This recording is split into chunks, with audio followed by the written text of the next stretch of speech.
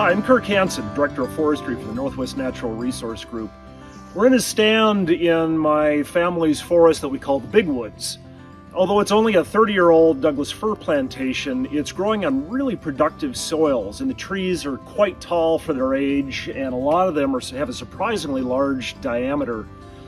The stand is actually large enough to commercially thin, but between high logging costs and a recent drop in timber prices, I've decided to hold off on thinning for a little bit.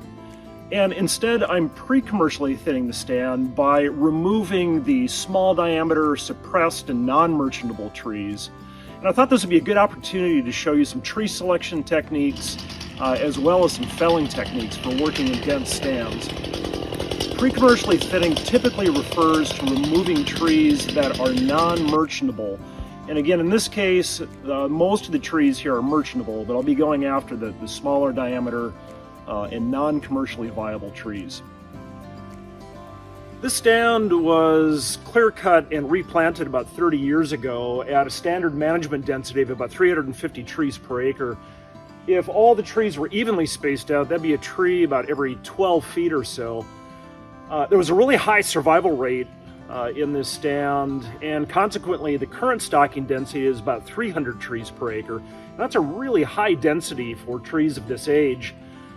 Consequently, all of the trees now are competing for sunlight and soil moisture, and with all of that competition, there is some mortality beginning to happen in the stand. The live crowns are beginning to recede, and the overall growth of the stand is beginning to taper off. I'll show you some growth rings on a dominant tree that expresses how the annual incremental growth is diminishing because of all the competition within the stand. So if I want to keep these trees in optimal growth, it really needs to be thinned out. I want to talk a little bit about tree selection for cutting, as I think this is what's oftentimes most confusing for folks. Really, the main purpose of pre-commercial thinning is to accelerate the competitive phase of the stand and, in essence, skip over it by cutting out all of the trees that are suppressed, trees that have defect in them, and give the resources, the sunlight and soil moisture, to the most dominant and highest quality trees. So as I'm thinning in the stand, what I'm targeting primarily are the trees that are the most suppressed, that have the least live crown, as well as trees that have defect. And in this particular stand, there's a lot of storm damage up in the crowns of the trees that have resulted in forked tops or platform tops.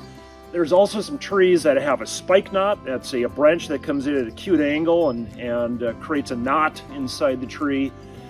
So when I'm selecting trees for thinning, my order of priority is suppressed trees, trees of low vigor, trees with defect, and once those are removed, then I'll stand back and take a look at the placement of the individual crowns of the trees in the canopy, and then I'll thin a little bit more for spacing to make sure that each of the residual trees have ample room in the canopy for their crowns to fill out and continue to grow.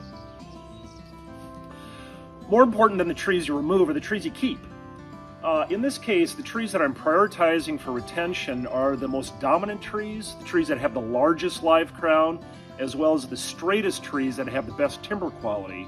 But beyond just timber management, I'm also managing for biodiversity in this stand, and there are a lot of underrepresented species, in particular hardwoods. Bitter cherry, cascara, alder, maple, all of these species I'm going to retain as long as they're not competing with my timber crop. I'm also retaining a defective tree here and there, trees that have a platform top or a fork top, because these can be important for wildlife. And I'm also retaining snags wherever I can, as long as they're not going to interfere with my tree felling and they're safe to keep. That covers the basics of stand assessment and how I'm choosing which trees to remove and which to keep when I'm preparing to pre-commercially thin. In the next video, I'll demonstrate how to safely get these trees on the ground while working in young, dense stands.